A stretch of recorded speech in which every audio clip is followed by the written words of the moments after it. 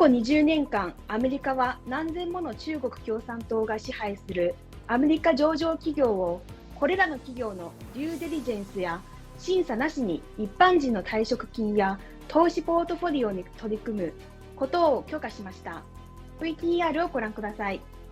Mr. Chairman and members of the committee, I greatly appreciate the opportunity to appear before you today to describe what is arguably the largest strategic financial scandal in modern history. It consists of the multi-trillion-dollar underwriting by a democracy, our democracy, of an authoritarian regime re China bent on undermining our fundamental values and way of life, aided by some fiduciarily malfeasant Wall Street firms and certain conflicted U.S. government regulators at the top levels of the Treasury Department, the Securities and Exchange Commission, and the National Economic Council. For over 20 years, the U.S. has allowed a cavalcade of thousands of CCP-controlled Chinese publicly traded companies to enter the retirement and investment portfolios of average Americans with precious little, if any, diligence or screening concerning who these enterprises and their subsidiaries are, or the corporate human rights and national security abuses they may have perpetrated, including already U.S.-sanctioned Chinese companies. Moreover, none of these roughly 5,000 Chinese corporate securities traded in the U.S. capital markets are compliant with federal securities laws and generally lack adequate material risk disclosure, transparent financials, corporate governance, shareholder rights, the rule of law, and other standard requirements for their American and foreign corporate counterparts. Americans trust that our fund managers, pension system administrators, and other fiduciaries are protecting our risk-related interests, not just seeking returns. This is often not the case. Index providers like MSCI and FTSE Russell have products littered with risky, sanctioned, and other Chinese corporate bad actors. These include egregious human rights and national security offenders. The same is true regarding certain large American asset managers, which have included these bad actor companies in their exchange-traded funds and other passive investment products benchmarked against these indices. The list of Chinese corporate wrongdoers in state-level and other investment portfolios is long. Tragically, it includes companies equipping concentration camps, trafficking in forced labor, aiding and abetting genocide, building Chinese aircraft carriers, hypersonic glide vehicles, and other advanced weapon systems for the PLA, as well as companies engaged in IP and technology theft, espionage, and environmental despoilage. Just imagine the damage caused to American economic competitiveness by these trillions of U.S. investor dollars that have been funneled to the coffers of the CCP instead of remaining productively invested here. This is arguably the single most troubling consequential issue in U.S.-China relations.